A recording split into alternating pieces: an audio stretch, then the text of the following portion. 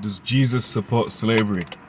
Giving all praises to Yahawah, bahasham, Yahawashi, bahasham, Racha, Kodash. Double honor to the apostles and elders of great millstone that rule well, and laboring in word and doctrine, shalom and peace. May that be unto the elect of the nation of Israel. The Bible and slavery.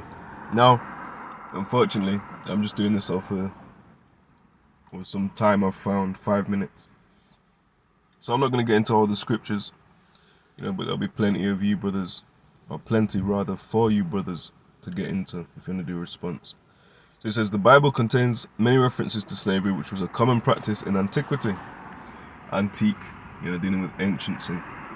Because slavery is sort of gone out of fashion, man. The one that you call Jesus Christ is going to bring slavery back to the mainstream. Right, so slavery is coming back in a big way. It says, biblical texts outline sources and the legal status of slaves, economic roles of slavery, types of slavery, and debt slavery, which thoroughly explain the institution of slavery in Israel in antiquity. The Bible stipulates the treatment of slaves, especially in the Old Testament. One of them that I can think of is Leviticus, the 25th chapter, verses around 38 to 44, if my memory serves me correctly.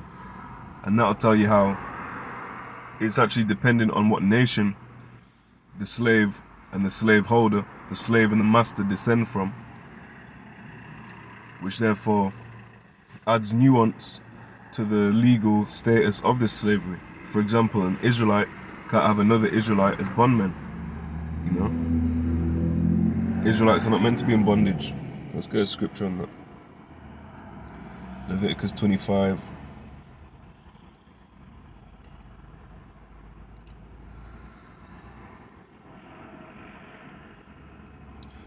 I'm just going to get straight to the point for time purposes. Leviticus 25, verse 42. This is in reference to Israelites. For they are my servants, which I brought forth out of the land of Egypt. They shall not be sold as bondmen. Right, so we're not supposed to be sold as bondmen. We're not meant to go into slavery, because we were brought out of bondage, out of Egypt. And then from there, we're allowed to have slaves, in a rulership position. So is slavery wicked? No, slavery is not wicked.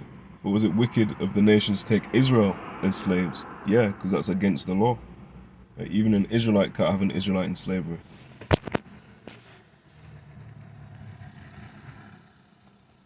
This is the book of Zechariah 1 and 15. And I am very sore displeased with the heathen that are at ease, for I was but a little displeased, and they helped forward the affliction. Right, so these other nations helped forward the judgment. Specifically E. Right, so slavery is coming back. This is starting with Yahawashi, who the world ignorantly calls Jesus Christ. Psalm 2 and verse 7. I will declare the decree. Yahawah hath said unto me, Thou art my son, this day have I begotten thee. Ask of me, and I shall give thee the heathen for thine inheritance, and the uttermost parts of the earth for thy possession. Thou shalt break them with a rod of iron, thou shalt dash them in pieces like a potter's vessel. And if you want to get upset about it, you other nations, tell your forefathers to create a time machine.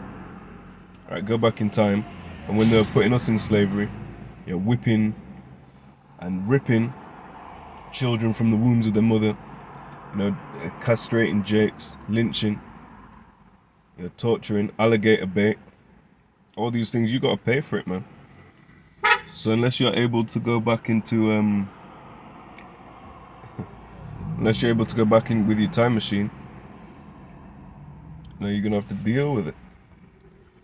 And let's prove that's talking about Yahawashi. Revelation 2, verse 26. And he that overcometh and keepeth my works unto the end, to him will I give power over the nations, and he shall rule them with a rod of iron, as a vessel of a potter shall be broken to shivers, even as I received of my father. Right, when did he receive that of his father? In Psalm the 2nd chapter, we just read that. Because Yahawashi was the first spirit created.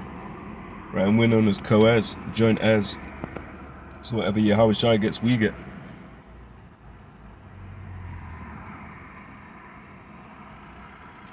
It's the book of Romans chapter 8 and verse 16 and 17. The Spirit itself beareth witness with our spirit that we are the children of the Most High. And if children, then heirs, heirs of the Most High, and joint heirs with Hamashiach, if so be that we suffer with him, that if so be that we suffer with him, that we may be also glorified together. Alright? So we went through an affliction, and an affliction, and an affliction, and then we're going to go through Jacob's trouble. That's going to be the chief affliction for the nation of Israel. And really it's going to be for E as well, because he's going to get judgment for what he's done. So Jacob's trouble is really Esau's trouble as well.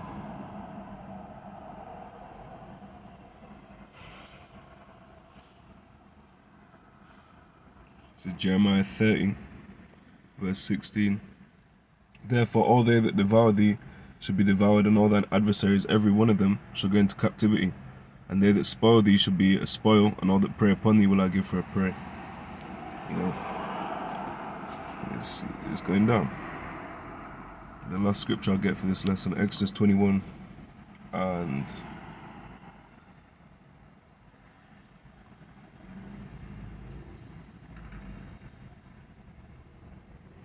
16. Exodus 21:16. And he that stealeth a man and selleth him, or if he be found in his hand, he shall surely be put to death. Weren't we stolen from various locations? Chiefly the southern kingdom, stolen out of Africa. Stolen, sold, and then we're still found in his hand because we're still in his land, the land that we're enslaved, along with the northern kingdom. So I'll leave it there. Next video, Yahawah.